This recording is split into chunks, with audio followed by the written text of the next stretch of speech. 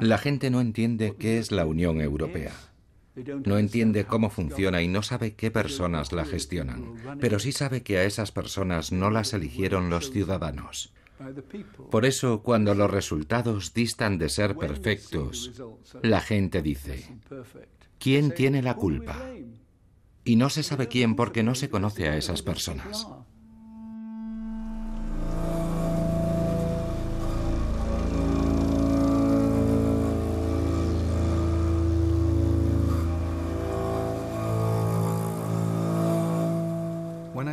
Cuando empecé a trabajar como activista medioambiental, nunca me imaginé que terminaría como perro guardián de la maquinaria de Bruselas. Pero me quedé asombrado al descubrir lo frágil que es el proceso de adopción de decisiones y al comprobar lo fácil que es manipularlo.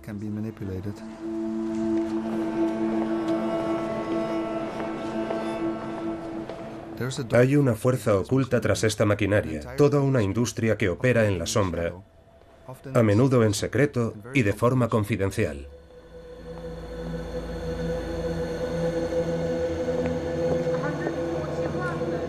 Es la industria de los lobbies o grupos de presión. Abstenciones, rechazada. Enmienda 28, a favor, en contra, abstenciones, rechazada. Párrafo 72, a favor.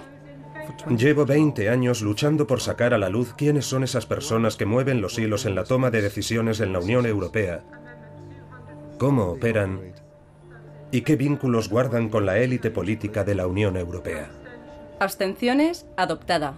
Enmienda 267, a favor, en contra, abstenciones, adoptada.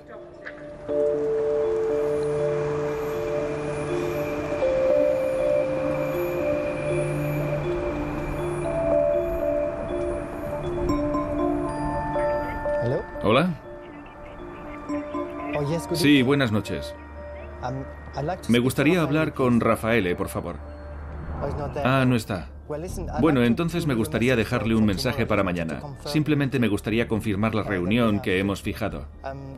Soy el señor Kerneis, Pascal Kerneis, K-R-N-E-I-S. Sí, del Foro Europeo de Servicios. El ESF, sí. Tenemos una reunión mañana y hoy no he tenido tiempo de confirmarla. Simplemente era por eso. ¿Bien? ¿Sí? Muchas gracias. Hasta luego.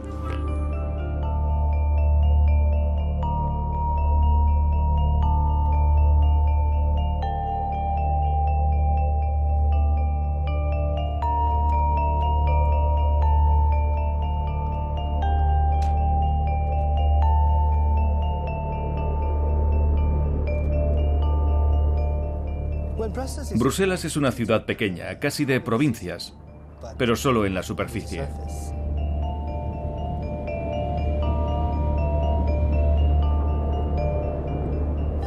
Cuando la conoces a fondo, descubres que aquí se cuece todo. Bruselas es el corazón de los negocios, es donde se legisla.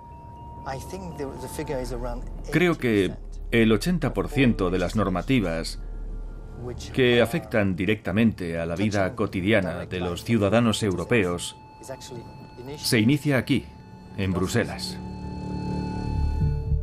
En la Plaza Schuman, el epicentro del poder político en Europa, se encuentra la Comisión Europea. Al lado el Consejo y alrededor de la plaza las oficinas de los grupos de presión, la mayoría de los cuales pertenecen a grandes corporaciones multinacionales. Y también es posible encontrarlas en todas las calles que rodean al Parlamento Europeo. Allí están las sedes de los grupos de presión de las grandes corporaciones. En las oficinas de esta zona se gestan las actividades de los lobbies de la industria. En Bruselas se concentran 2.500 estructuras de este tipo, integradas por 15.000 personas. Es la segunda industria de grupos de presión más grande del mundo, solo superada por la de Washington, D.C. El proceso legislativo de la Unión Europea es complicado. Pasa por muchas etapas. Empieza en la Comisión Europea, que adopta nuevas iniciativas para que se legisle sobre ellas, y a continuación pasa por las otras instituciones, el Parlamento y el Consejo de Ministros. Desde el mismo momento en que la Comisión Europea da sus primeros pasos en el desarrollo de nueva legislación sobre nuevas políticas, la industria también quiere estar ahí para ejercer su influencia.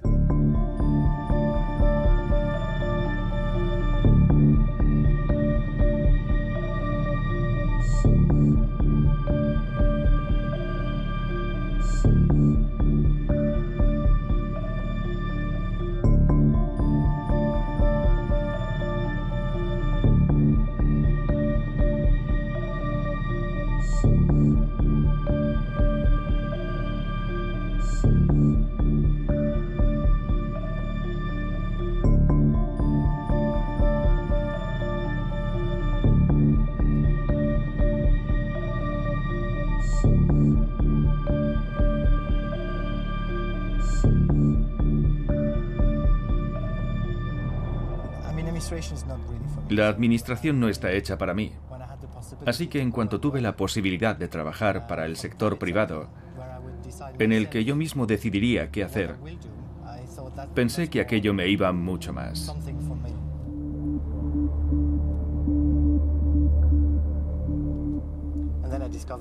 Entonces, descubrí el negocio que rodeaba a las instituciones europeas y empecé a participar en los grupos de presión.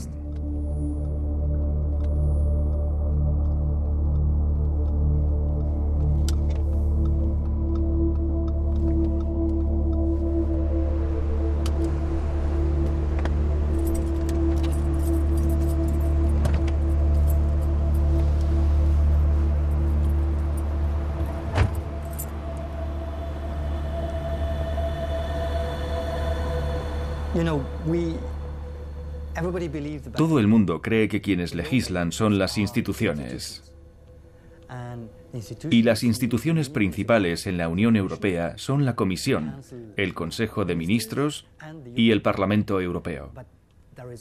Pero detrás hay otro mundo que influye en las instituciones a la hora de redactar un texto, a la hora de aportar una buena idea, de proponer enmiendas, de intentar perfilar un texto, dependiendo de lo que les interese.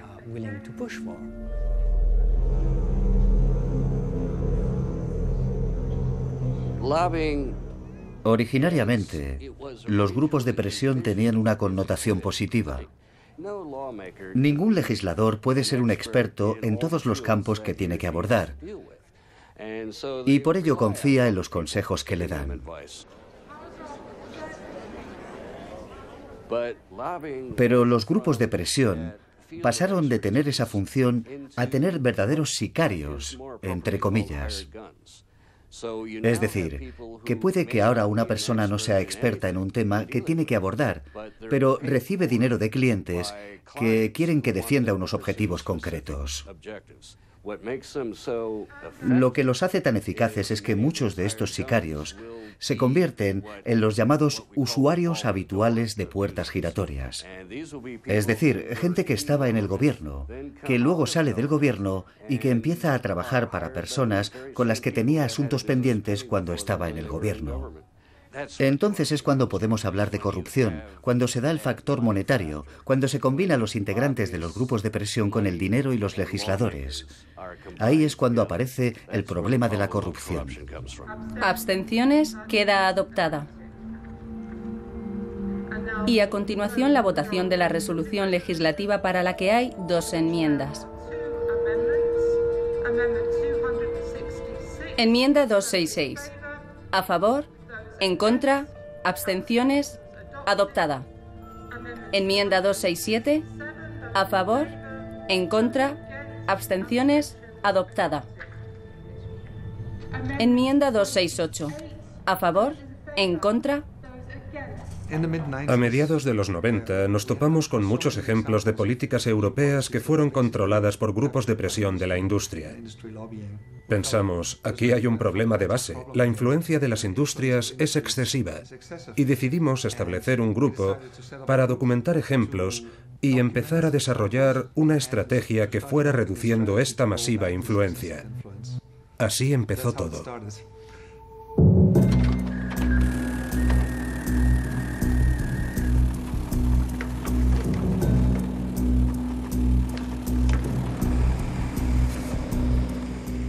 Recuerdo que un día, en el verano de 1993, nos llegó un fax a la oficina. Lo enviaba un grupo medioambiental de una localidad del sur de Francia.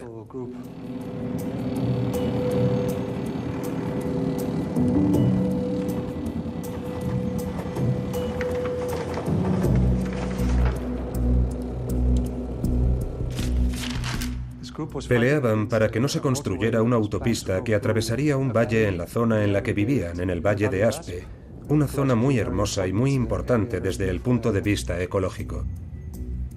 Aquel grupo nos preguntó si sabíamos algo más acerca de qué papel desempeñaba la Unión Europea y en concreto la Comisión Europea en el proyecto de la autopista. Así que empezamos a investigar.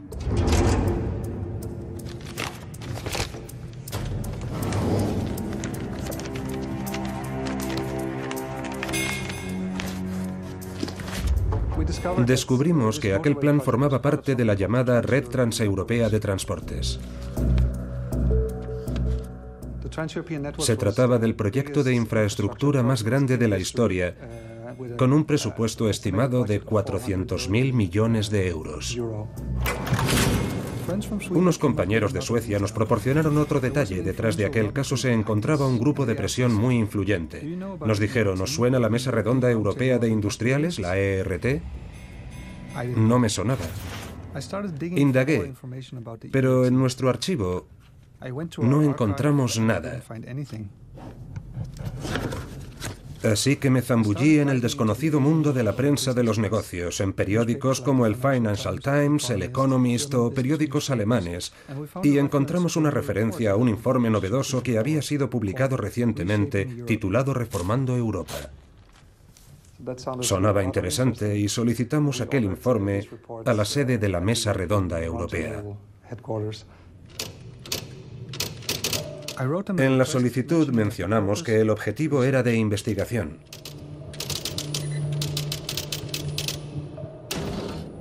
Pensé que no me enviarían nada, pero unos días más tarde me llegó al buzón un enorme sobre marrón.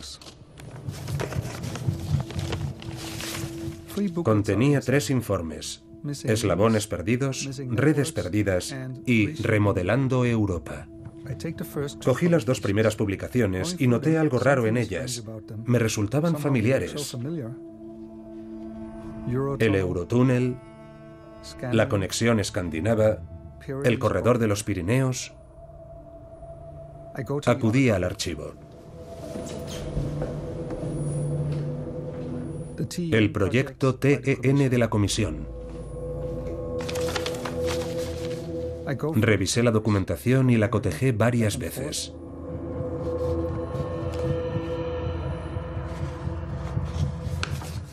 ¡Qué similitud tan sorprendente! Los proyectos eran casi idénticos. La Comisión parecía haber copiado y pegado las propuestas de la Mesa Redonda Europea. La curiosidad era superior a mis fuerzas. Abrí Remodelando Europa. Se mencionaba una reunión en Dublín, 45 empresarios, todos ellos de multinacionales con un volumen de negocios de miles de millones de euros. Empresas como Fiat, Lafarge, British Petroleum, Hess, Nestlé, Siemens, Shell, Unilever y otras muchas. Todas ellas apoyaban lo que se decía en el libro. Los autores eran 3 empresarios: Jérôme Monod, Per Gyllenhammar y Vissdecker. Por entonces yo vivía en Países Bajos y conocía a Vissdecker. Era el director de Philips, una de las empresas más grandes del país. Per Gyllenhammar era el jefe de Volvo, la empresa de automóviles, y Jérôme Monod estaba al frente de Lyonnaise des Eaux, una enorme multinacional francesa del sector de aguas.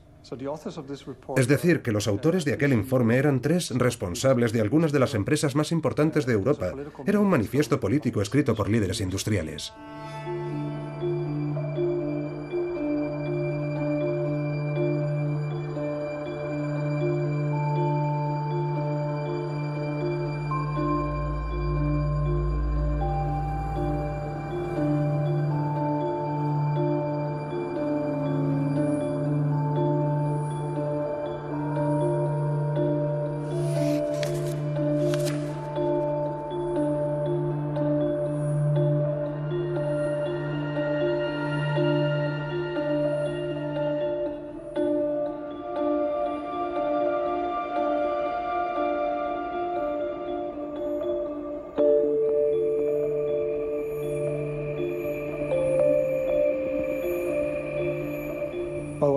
Lo sorprendente era que aquellos 3 jefazos se hubieran sentado a escribir un informe que era un conjunto detallado de recomendaciones para cambiar el aspecto de Europa.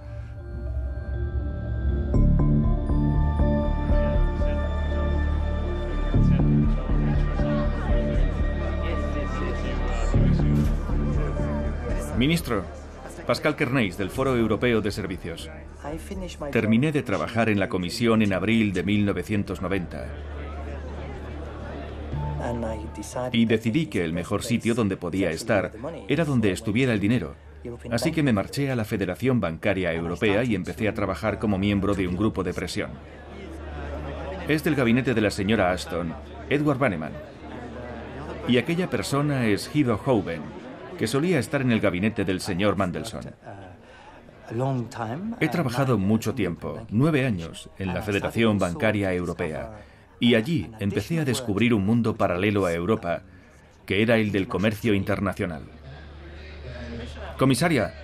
Me alegro de verle. Muchas gracias. ¿Cómo está? Christopher Taxel, presidente del ESF. Encantado, soy el presidente de la empresa. Y gracias por lo de Corea. Ya ve, está aquí toda nuestra industria aunando fuerzas. Para formar parte de un grupo de presión, uno necesita tener muchos contactos. Yo podría hablar de un entorno de 100 personas que son cruciales en mi trabajo. Hola, Pascal Kerneis, del Foro Europeo de Servicios. Me alegro de verle por aquí. ¡Qué sorpresa! Un gran compromiso. Mi trabajo consiste en establecer redes, en hacer de facilitador, de embajador. Y si uno quiere ser embajador, tiene que saber con quién debe hablar. Represento aproximadamente al 80% de todos los exportadores e importadores de servicios. En volumen de negocios, eso significa el 50% del PIB de la Unión Europea. No creo en la suerte. Sí, es un factor más, pero la mayor parte de las veces la suerte hay que provocarla y luego es cuestión de aprovecharla cuando aparece la oportunidad.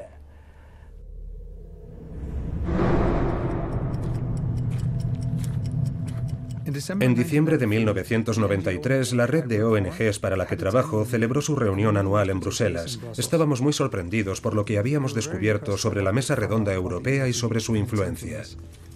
En aquel momento no había estudios académicos que demostraran nada acerca del poder que tenían las grandes multinacionales sobre las políticas de la Unión Europea. Decidimos que aquella era la oportunidad perfecta para llamar la atención sobre el papel de la Mesa Redonda Europea. Hicimos una lluvia de ideas sobre qué hacer y optamos por algo provocador. La noche anterior escribimos una nota de prensa y a primera hora acudimos a la oficina de dicha organización. Uno de nosotros llamó al timbre y le dijo a la secretaria que era estudiante y que estaba buscando documentación. Cuando abrieron la puerta subimos las escaleras a toda prisa. Así conseguimos entrar en la oficina de la Mesa Redonda Europea.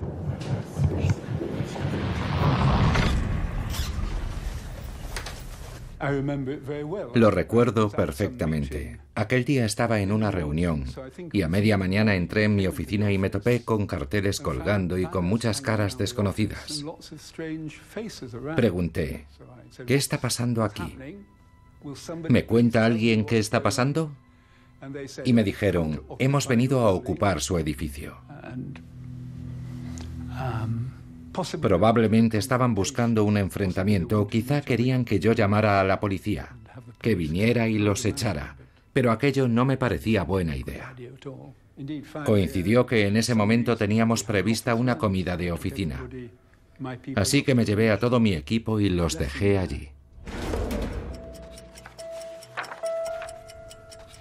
Nos sorprendió la reacción de la Mesa Redonda Europea. Se metieron en una sala, supuestamente se pusieron a hablar sobre qué hacer y decidieron marcharse. Lo que hicimos fue usar su lista de prensa y mandamos por fax la nota de prensa a los medios internacionales. Esperábamos que la ocupación de aquel oscuro pero muy poderoso grupo de presión empresarial despertara el interés de los medios. Pero las cosas no salieron como esperábamos. Creo que hablamos solo con un periódico y que un único programa de radio mostró interés, pero el resto nada. No sabíamos cuándo regresaría el personal de la Mesa Redonda Europea. Habían dejado a la vista documentos de posicionamiento político y un archivo perfectamente organizado. Decidimos actuar con rapidez y fotocopiar todo lo que nos diera tiempo. Entre aquellos documentos se encontraban cartas y peticiones de esta organización a gobiernos europeos y a la Comisión Europea, y también las respuestas. Leyéndolos, era posible comprobar el alcance que tenían y la increíble influencia que poseían.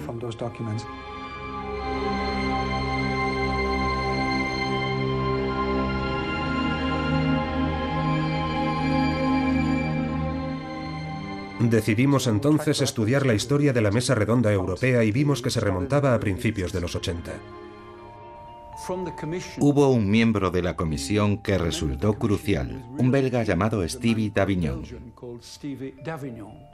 Tenía bagaje diplomático y empresarial y entendió la necesidad. Dijo, si quiero hablar con la industria europea, ¿a quién tengo que dirigirme?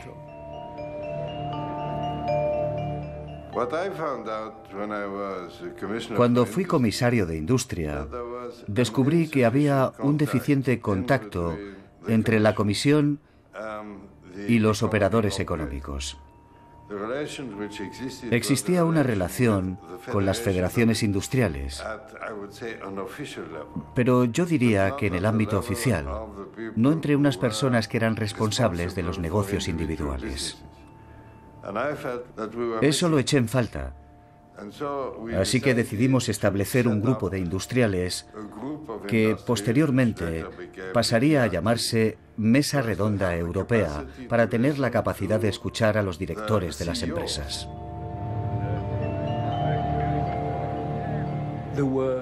Estaban los Agnelli, que dirigían la Fiat en Italia, Bis Dekker, que gestionaba la Philips en los Países Bajos, Per Gyllenhammar al frente de Volvo en Suecia, gente de Siemens y de grandes empresas químicas alemanas, así como francesas, españolas y británicas.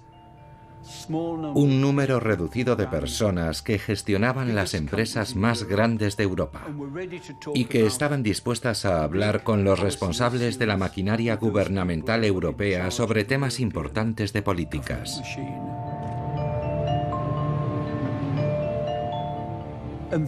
Y entonces, cuando conocen a un presidente de la Comisión tan visionario como Jacques Delors, descubren que él también piensa exactamente en los mismos términos. Así que, ¿por qué no reunirse y compartir ideas? Y ese es el paso que dimos.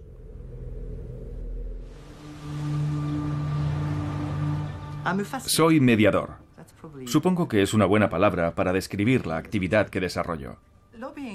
Se suele pensar que las palabras lobby o grupo de presión tienen connotaciones negativas, pero se trata simplemente de establecer lazos, contactos entre seres humanos.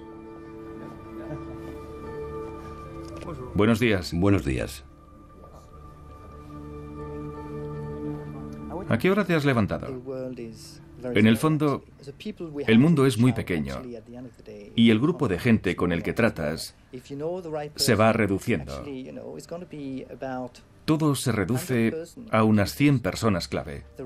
El resto va y viene. En Bruselas, hablando de cuestiones transfronterizas. Hoy en día, las empresas se han globalizado, por lo que las estadounidenses, las empresas chinas, las indias o taiwanesas son en el fondo aliadas mías. Trabajamos conjuntamente con el mismo objetivo, abrir el mercado. Perdone. Bueno, adelante. ¿Pasamos? No se trata de ejercer presión una sola vez, sino de insistir reiterativamente con los mismos mensajes.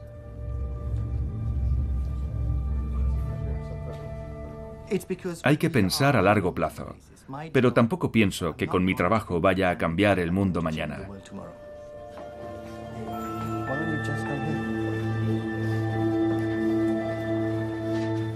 Buenos días a todos. Gracias por su presencia esta mañana.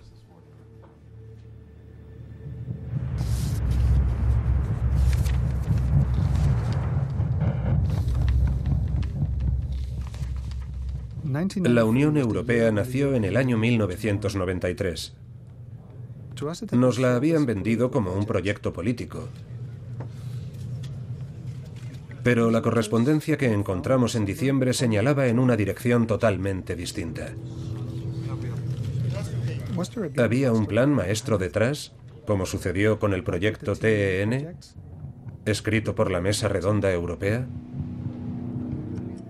Los archivos indicaban que la Mesa Redonda y la Comisión Europea se reunían habitualmente.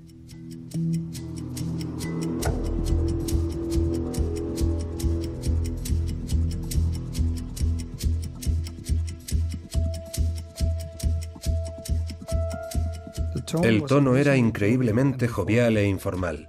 No obstante, el contacto se había mantenido en total secretismo. La Mesa Redonda Europea y la Comisión Europea trabajaban codo con codo. En 1984 sale a la luz Eslabones Perdidos e inmediatamente después la Comisión Europea establece un grupo de trabajo con la Mesa Redonda Europea exactamente sobre esa cuestión. En enero de 1985, Vysdecker, presidente de Philips, presenta su Europa 1990 y su plan de acción para el mercado único. 10 días más tarde, Jacques Delors, el nuevo presidente de la Comisión Europea, da un discurso sobre el mercado único en el Parlamento Europeo que parece un calco del discurso de Becker. Señor presidente, damas y caballeros diputados.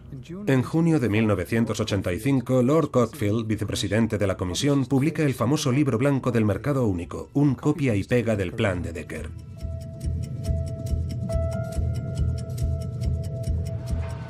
Cada 6 meses se celebraba una cumbre europea y cada 6 meses, unos pocos días antes, se reunía la Mesa Redonda Europea. El lugar y la fecha de celebración eran mantenidos en secreto y la convocatoria se realizaba con 2 años de antelación. Se dejaba así un mensaje claro para la siguiente cumbre europea de jefes de Estado.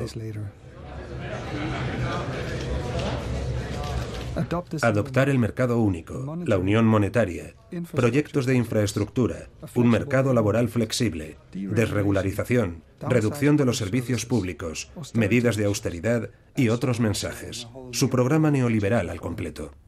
Nuestra impresión quedó confirmada por una experta estadounidense que también intervino, Maria Green-Coles. Me interesaba hacer algo sobre Europa y sobre la Unión.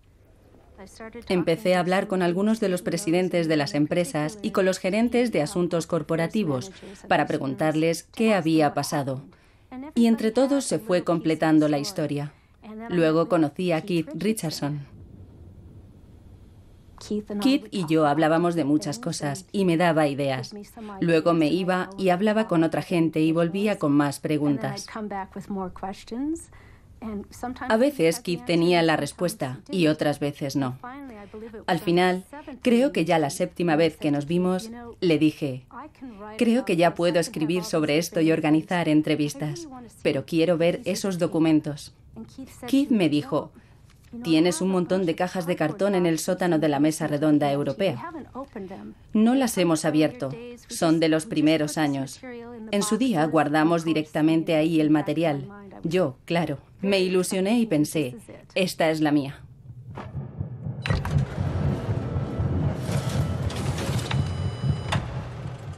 Maria Green-Coles se encontró un telex. Era de Vysdecker, el responsable de Philips. En diciembre de 1985 escribió a los jefes de Estado justo antes de la firma del Acta Única Europea, que inició el proceso del mercado único. La parte con más enjundia del telex decía, desconocemos qué van a hacer, pero queremos que tomen medidas, en una o en otra dirección. Si eligen descartar un programa de mercado único, quizá la única opción que nos quedará será llevarnos el negocio a otro lado.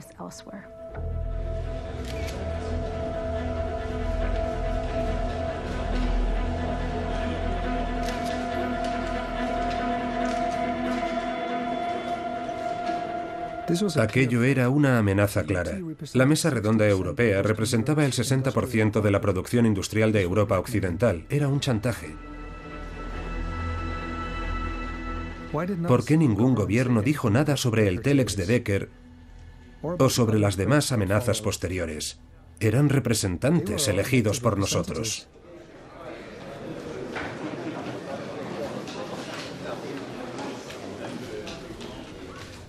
Aquello nos pareció una traición y quisimos hacer algo al respecto. Era importante que la gente de la calle supiera lo que estaba pasando y decidimos publicar un libro. Así que además de recoger datos empezamos a realizar entrevistas. Entrevistas encubiertas. Eric era la persona idónea para realizar aquellas entrevistas. En aquellos días era muy fácil conseguir acreditación de prensa. Decías que eras de una revista o de una gaceta y ya eras periodista. En el fondo no era totalmente mentira ni verdad.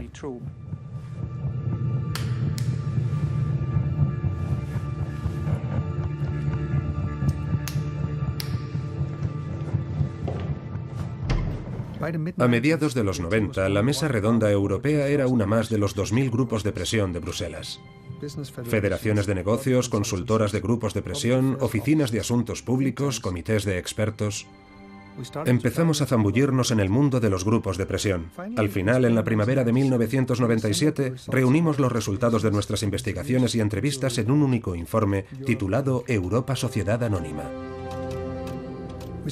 Programamos su publicación para la Gran Cumbre Europea de Ámsterdam. Allí estarían todos los medios de comunicación. Estábamos entusiasmados. Habíamos preparado el lanzamiento del libro y media hora antes empezaron a llegar los primeros amigos. Pero apenas aparecieron medios de comunicación. Así que, lamentablemente, nuestro primer evento público pasó casi desapercibido para el público. Sí, fue decepcionante. Creíamos tener un material muy interesante y una buena presentación. Sí, sin duda fue decepcionante que los medios no recogieran aquella historia.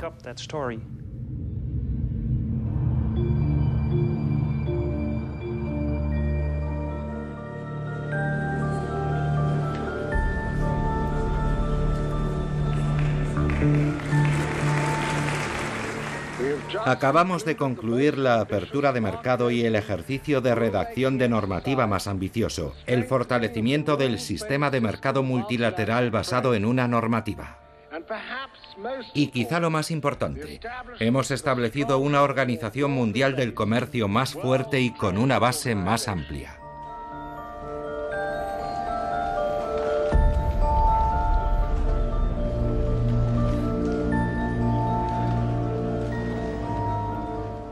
Cuando trabajé en los servicios financieros de las negociaciones del GATT, descubrí un campo muy interesante y que me atraía mucho. Hemos concluido las negociaciones comerciales más profundas hasta la fecha. Ustedes, negociadores de los 117 gobiernos implicados, han logrado un éxito extraordinario. Con su aprobación, doy por concluida la ronda de Uruguay.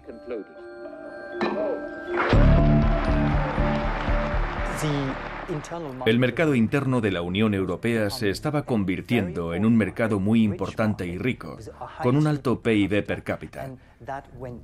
Y cuando la Unión Europea negociaba como bloque en el exterior, tenía un poder muy grande porque era el exportador más grande, el importador más grande y el inversor extranjero más importante.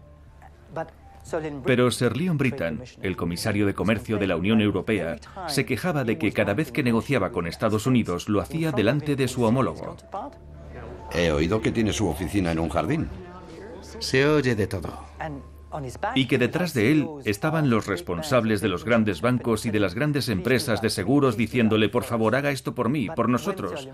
Pero cuando Sir Leon Brittan se giraba para ver dónde se encontraba su apoyo, no encontraba más que a unos ministros diciéndole, no haga esto, no haga aquello, o haga eso pero nada más, y aquello no le gustaba.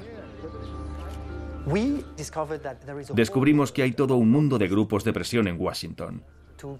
Lobbies que les dicen a su gobierno qué es lo que quieren que suceda en las negociaciones comerciales. Pensamos en ir por el mismo camino, en hacer algo similar. La institución europea lo está pidiendo. No puede solo depender de la información aportada por los Estados miembros y por los expertos de los ministerios de Economía, sino que necesita recibir información directa de los bancos y las empresas aseguradoras. Gracias, señor comisario. Entonces, llegado el momento, el comisario europeo de Comercio, Sir Leon Brittan, dijo: invitaré a cenar a los 40 responsables de las empresas de servicios más importantes de Europa.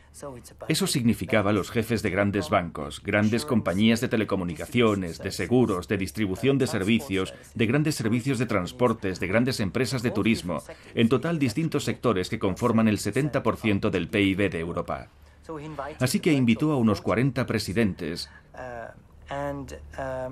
y al final de la cena dijo: bien, ahora que tienen en el estómago comida de la comisión, me deben algo, tienen que hacer algo por mí.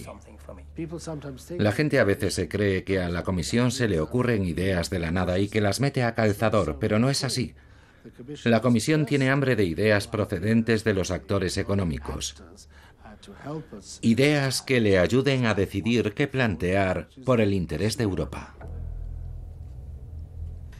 Ahí es donde surgió la idea de crear una red de asociaciones y empresas que apoyaran las ideas del sector empresarial y de servicios. Poco después, me convertí en director del Foro Europeo de Servicios.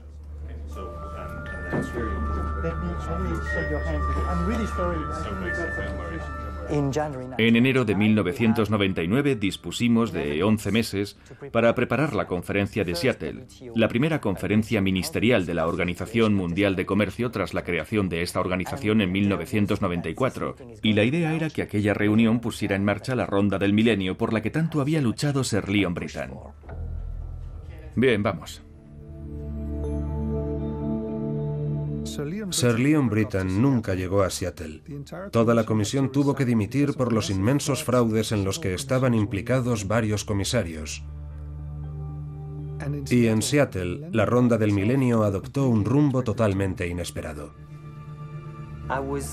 Yo estaba hospedado en el Hotel Hilton y la conferencia se celebraba en el Sheraton a 500 metros y no me permitieron salir del hotel porque había un manifestante echado en el suelo bloqueando la puerta. A su lado estaba un policía y le pregunté: ¿puedo salir, por favor?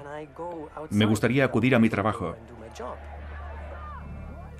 Iba a ayudar en el lanzamiento de la ronda de Seattle, lo que significaría entrar en una nueva fase de la negociación para la liberalización de los servicios. Recuerdo que el comisario Lamy pudo entrar en su coche, pero no pudo avanzar por la gente que había alrededor. Ningún policía dijo: por favor, aléjense 5 metros para que esta gente tan importante pueda hacer su trabajo. Muchas ONGs afirman que el Foro Europeo de Servicios es una organización secreta que mantiene reuniones confidenciales con la Comisión Europea, pero todo está en la página web. A ver, yo estoy haciendo mi trabajo, poniéndome en contacto con los funcionarios de la Comisión responsables de mi informe. Si alguien más quiere hacer lo mismo, encontrará el número de teléfono en la página web. En el fondo no estoy haciendo más que mi trabajo, nada más, pero si la Comisión tiene un vínculo con el Foro Europeo de Servicios, es porque la Comisión está abierta a recibir información por parte de los sectores de servicios antes de empezar las negociaciones, porque de eso se trata en el fondo. Los negocios los hacen las empresas, no las ONGs.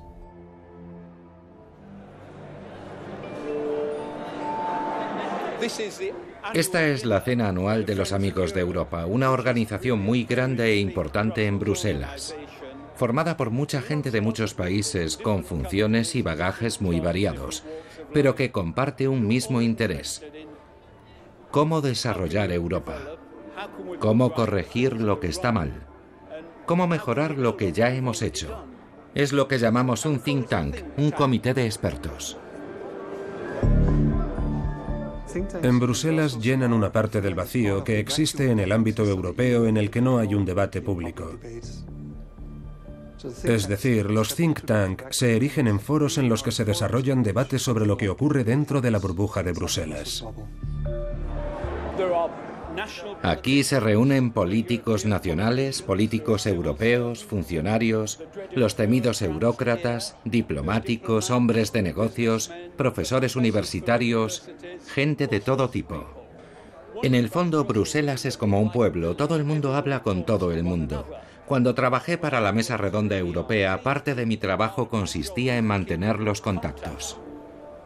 Los comités de expertos no son grupos de presión, pero forman parte del paisaje de los lobbies, porque las empresas los usan para transmitir sus peticiones y sus perspectivas, y todos ellos dependen en gran medida de la financiación industrial. Están recibiendo distintos tipos de financiación, por ejemplo, de Microsoft. La industria estadounidense está presente en Europa y Microsoft es un claro ejemplo. ¿Por qué no? En Bruselas ha habido comités de expertos que recibían financiación directa de la industria petrolera y que abordaban el tema de si de verdad existe el cambio climático o de si es importante que los gobiernos tomen medidas para reducir emisiones de dióxido de carbono.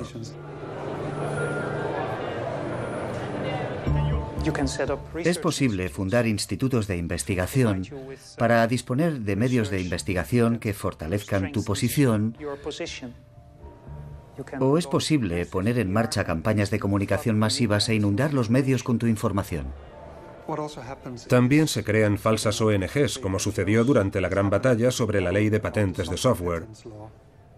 De repente aparecieron anuncios de una ONG en los que se decía que representaba a pymes, pero el apoyo financiero de aquella ONG procedía de Microsoft y de otra gran empresa de software, SAP. Al final, todo se reduce al dinero. La democracia se basa en el lema «una persona, un voto», pero en el mundo de los negocios de Bruselas el lema es «un euro, un voto». El problema es que desconocemos el dinero que se mueve entre bambalinas en política, desconocemos cuánto se gasta en hacer presión, quién lo hace y sobre qué temas ejerce presión. Necesitamos controlar esto por medios democráticos. Hay que ser transparentes con el rol de los grupos de presión, en el proceso de adopción de decisiones en la Unión Europea, el rol de empresas importantes como Monsanto o Shell, o el rol de un gobierno extranjero como el chino o el ruso a la hora de adoptar las decisiones en Bruselas.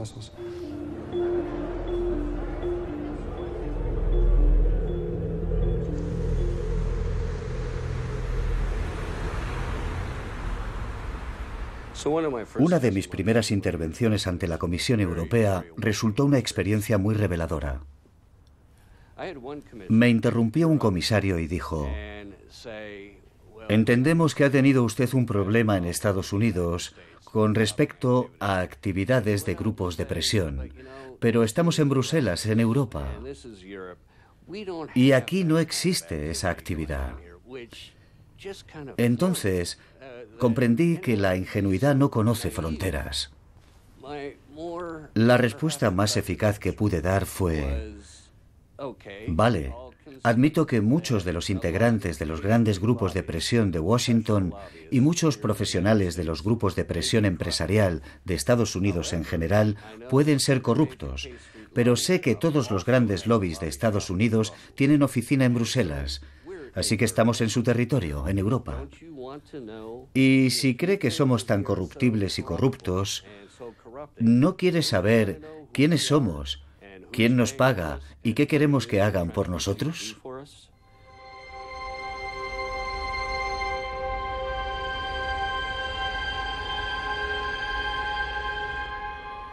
Llevábamos mucho tiempo queriendo regular los grupos de presión, pero en 2004 empezó una nueva comisión y por primera vez 10 países de Europa Oriental entraron a formar parte de ella.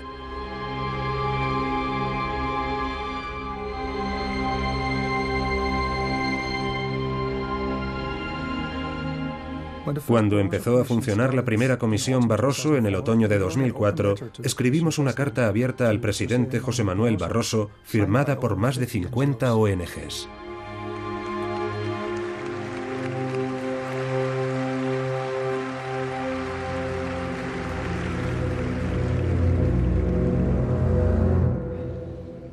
Me gustaría transmitir mi más sincero agradecimiento por la confianza que acaban de depositar en esta comisión.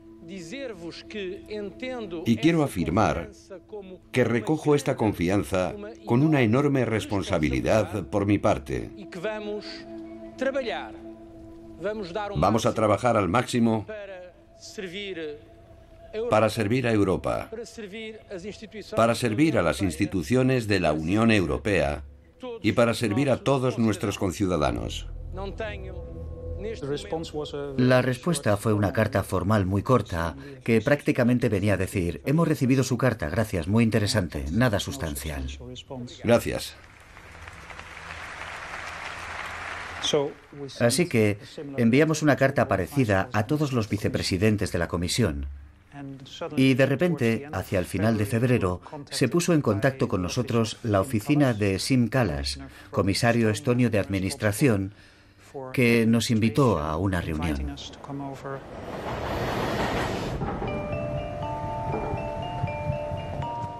Así que fuimos al despacho del señor Kallas, que estaba en una de las últimas plantas. No sabíamos qué esperar de aquella reunión. Nunca se había dirigido a nosotros ningún comisario, así que estábamos muy entusiasmados. Nos recibió Siim Kallas en persona y uno de los miembros de su gabinete. El señor Kallas llevaba en la mano un folleto y nos sonrió.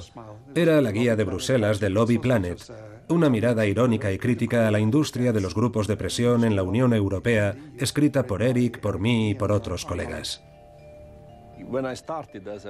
Cuando empecé mis funciones como comisario de administración, comprobé que había una enorme sospecha sobrevolando la adopción de decisiones en la Unión Europea. Inmediatamente me propuse el objetivo de reducir aquellas sospechas. El señor Kallas nos dijo que iba a poner en marcha una iniciativa europea a favor de la transparencia y rápidamente vimos que aquella era una gran oportunidad política. Siim Kallas era un recién llegado a los negocios de Bruselas, por lo que conocía de primera mano qué opinaba el ciudadano de a pie sobre Bruselas y se involucró con la cuestión de la industria de los grupos de presión. La Comisión Europea está convencida de que las actividades de las partes interesadas son legítimas y ofrecen una información valiosa en el proceso de la adopción de decisiones. Pero las cosas tienen que desarrollarse de forma transparente. La Comisión considera que es importante saber quiénes son las partes interesadas, qué intereses representan y cuáles son los antecedentes financieros. Me esforcé mucho en redactar aquel discurso y en él perfilé todos los principios que se deberían aplicar en la iniciativa a favor de la transparencia. Indudablemente, se topó con un gran entusiasmo y desencadenó reacciones contrastadas. Cuando un abogado es un abogado y cuando un abogado trabaja en un grupo de presión. Un poco más de control sobre nosotros mismos no perjudicaría la reputación que tenemos entre nuestros votantes. La transparencia no tiene que impedir nuestro contacto con la vida, con los grupos de interés o los grupos de no interés. Gracias, estoy seguro que el comisario Kallas lo entiende. Cuando la Unión Europea empezó a sopesar la iniciativa europea a favor de la transparencia, buscó información acerca de situaciones similares en Estados Unidos. Y a consecuencia de eso, tuve que testificar unas 6 veces ante la Comisión Europea y el Parlamento Europeo.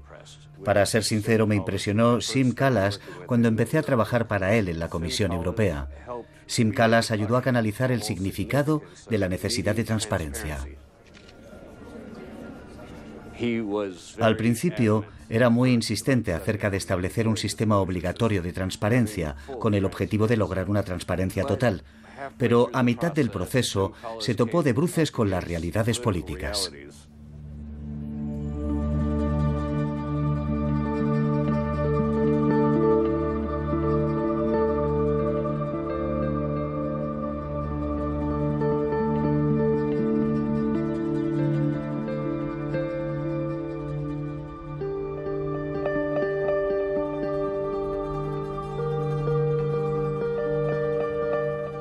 Al cabo de 3 años de lucha y enfrentamiento político, el comisario Kallas subió al estrado visiblemente cansado para poner finalmente en marcha un registro de grupos de presión.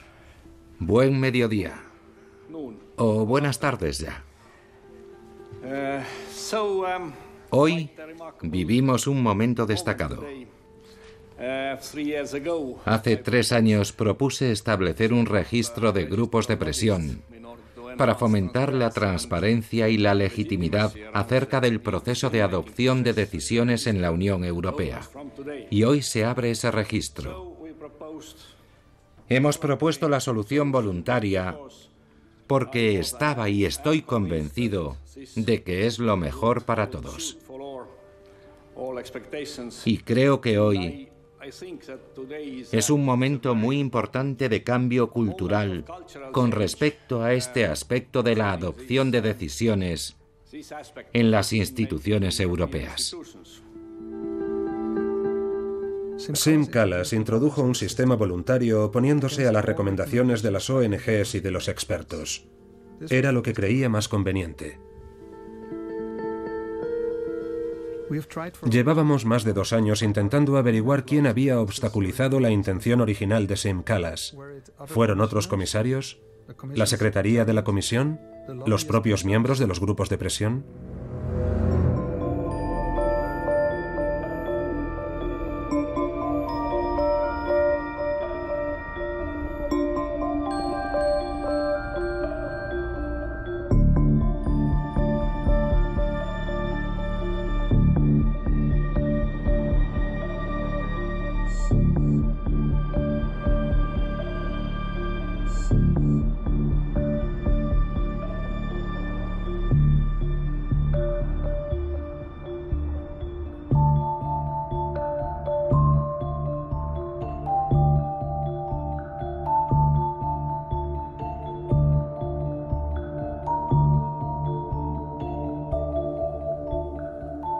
Un mes después del inicio de la crisis financiera, en octubre de 2008, José Manuel Barroso nombró el Grupo Independiente de Alto Nivel sobre Supervisión Financiera.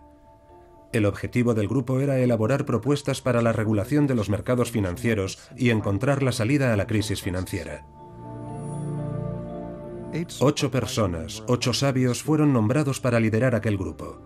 Jacques de la Rosière, Rainer Masera, Onno Rudin, Otmar Isin, Callum McCarthy, Leszek Balcerowicz, José Pérez Fernández y Lars Niber. Analizamos la independencia de aquel grupo independiente y descubrimos datos sorprendentes. De la Rosière es el copresidente de una organización financiera de presión. Masera tiene vínculos con Lehman Brothers, Rudin con Citigroup, Isin con Goldman Sachs.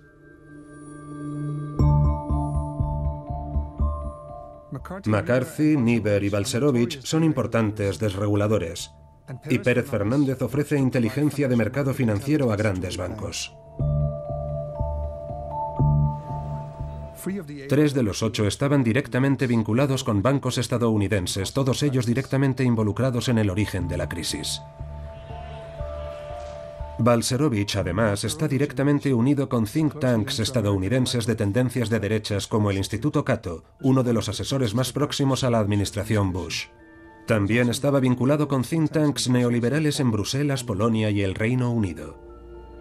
Ni uno solo de estos sabios estaba a favor de una regulación estricta, ni uno solo era verdaderamente independiente, y la influencia que tuvieron estos 8 sabios a la hora de superar la crisis financiera fue de 0. Lo más destacado que pasó fue que el flujo de dinero público a los bancos fue muy grande. Gracias.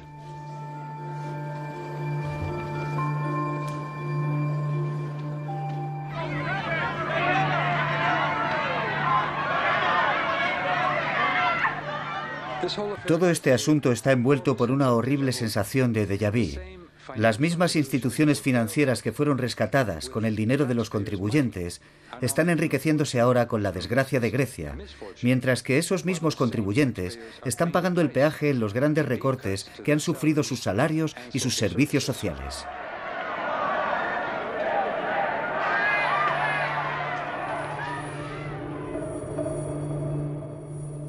Tras 20 años de desregularización y liberalización, de repente la propia Unión Europea se encontraba a punto de estallar.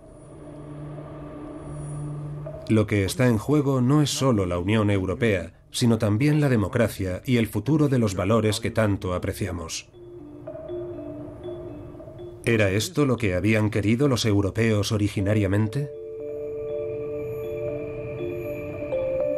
¿Acaso era tan ingenuo tener un sueño europeo?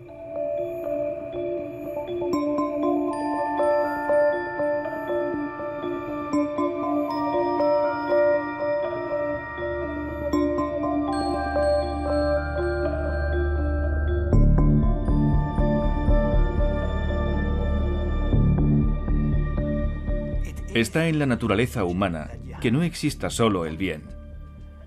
Todo tiene un lado malo y necesitamos asegurarnos de que nos quedamos solo con lo bueno. Y por eso es necesaria una regularización.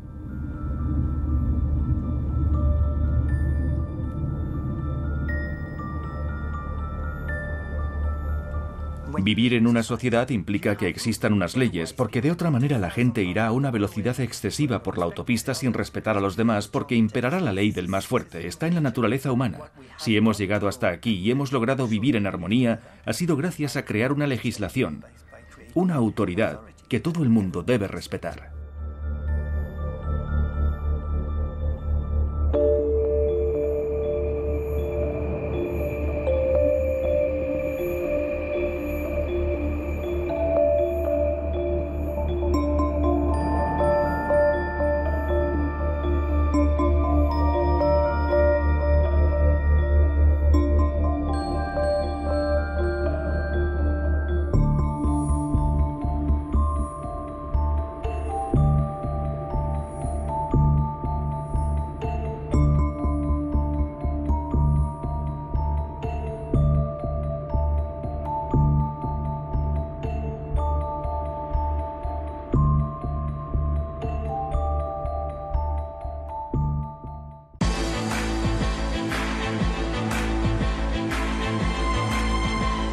Si calificas una muerte como natural o accidente y te equivocas porque es un asesinato, el asesino queda libre. Cuando una investigación no se realiza de forma competente, suceden cosas terribles.